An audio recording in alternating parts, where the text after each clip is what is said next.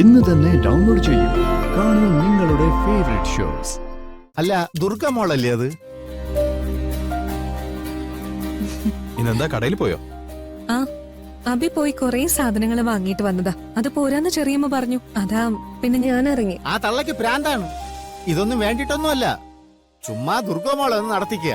അതിനു വേണ്ടിട്ടാണ് ഈ പ്ലാനൊക്കെ ചെയ്യുന്നത്. അങ്ങനെയല്ല കുട്ടേട്ടാ, ഇന്ന് പൃഥ്വി അശ്വതയും വിരുന്നിന് വരുന്ന ദിവസല്ലേ. ഒന്നിനും ഒരു കുറവും ഉണ്ടാവാൻ പാടില്ലല്ലോ. അതുകൊണ്ട് വാങ്ങാൻ പറഞ്ഞു വിട്ടതാ. അല്ല, എന്തോന്നത്?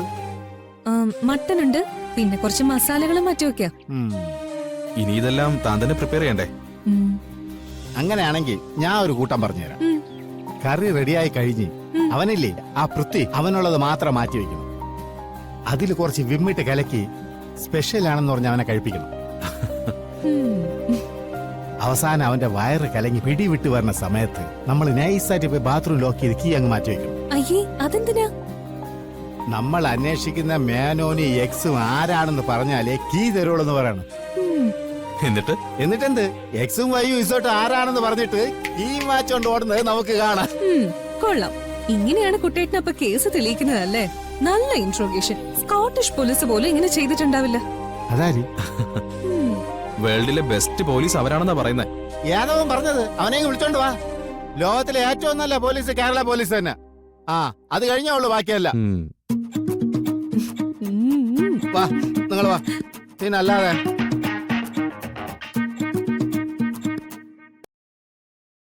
പൃഥ്വി എവിടെ പോയി? പുറത്തേക്ക് എവിടെങ്കിലും പോയോ?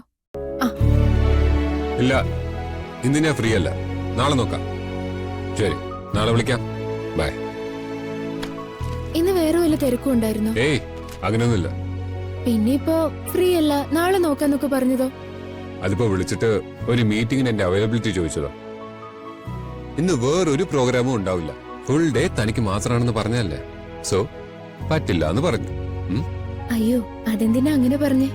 അത്യാവശ്യമുള്ളതായിരുന്നെങ്കിൽ മാറ്റിവെക്കേണ്ട കാര്യമൊന്നും ഇല്ലായിരുന്നു. അത് കഴിഞ്ഞു കിട്ടുന്ന സമയത്ത് നമുക്കൊന്ന് പോയിട്ട് വന്നാ മതിയായിരുന്നല്ലോ. ഹേയ്, അത് ശരിയാവില്ല. കല്യാണം കഴിഞ്ഞ ആദ്യമായിട്ട് തന്റെ വീട്ടിലേക്ക് പോവല്ലേ. അപ്പൊ തോന്നിയ സമയത്ത് ചെന്ന് കേറിയിട്ട് എനിക്ക് തിരക്കാണെന്നൊക്കെ പറഞ്ഞാ തന്റെ വീട്ടിലുള്ളവർക്കൊക്കെ വിഷമാവും. അതെന്തായാലും വേണ്ട.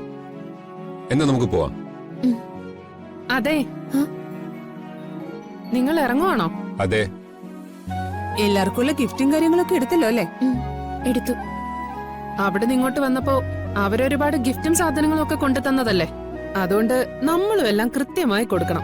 അല്ലെങ്കിൽ അതിന്റെ മോശം ഇന്ദ്രപ്രസ്ഥം കുടുംബത്തിനല്ലേ. അങ്ങനെയൊന്നും നോക്കേണ്ട കാര്യമില്ല അമ്മേ. ഞങ്ങളിപ്പോ ഒന്നിച്ച് ആദ്യമായിട്ട് അശ്വതിയുടെ വീട്ടിലേക്ക് പോകുന്നതല്ലേ.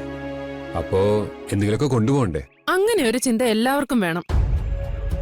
അല്ലാതെ ഇങ്ങോട്ട് വന്നപ്പോ ആർക്കും വേണ്ടാത്ത അച്ചപ്പവും കുഴലപ്പവും കൊണ്ടുവന്നിട്ട് ഒരു കാര്യമില്ല. ചേച്ചിയുടെ സങ്കടം കൊണ്ട് പറയുന്നതാ. നിങ്ങളിപ്പോ ചെല്ലുമ്പോ ഗിഫ്റ്റ് കൊണ്ട് ചെല്ലുമെന്ന് അവര് പ്രതീക്ഷിക്കില്ലേ? അതുപോലെ അവിടുന്ന് ഇങ്ങോട്ട് വന്നപ്പോഴും എന്തെങ്കിലുമൊക്കെ കൊണ്ടുവരുമെന്ന് ചേച്ചി ആഗ്രഹിച്ചിട്ടുണ്ടാവും. ഇവിടുന്ന് ഇപ്പൊ ഗിഫ്റ്റ് കൊണ്ടുപോകണമെന്ന് ആരും പറഞ്ഞിട്ടൊന്നുമില്ല. പിന്നെ പൂർണിമ ചേച്ചി വാങ്ങിച്ചോണ്ട് വന്നത് കൊണ്ടുപോകുന്നേ ഉള്ളൂ. ആ, അവൾക്ക് എവിടെ എന്ത് ചെയ്താൽ ആളാവണമെന്ന് അറിയാം. അതിനുവേണ്ടി ചെയ്യുന്നത് ഇതൊക്കെ. അല്ലാതെ എല്ലാവരെയും സന്തോഷിപ്പിക്കാൻ ഉദ്ദേശം ഉണ്ടായിരുന്നെങ്കിൽ അവിടെ ഇങ്ങോട്ട് വന്നപ്പോഴും പൂർണിമ ഗിഫ്റ്റ് വാങ്ങി അവിടെ കൊടുത്തിട്ട് അവിടുന്ന് കൊണ്ടുവരുന്ന പോലെ ഏൽപ്പിക്കാറുന്നല്ലോ.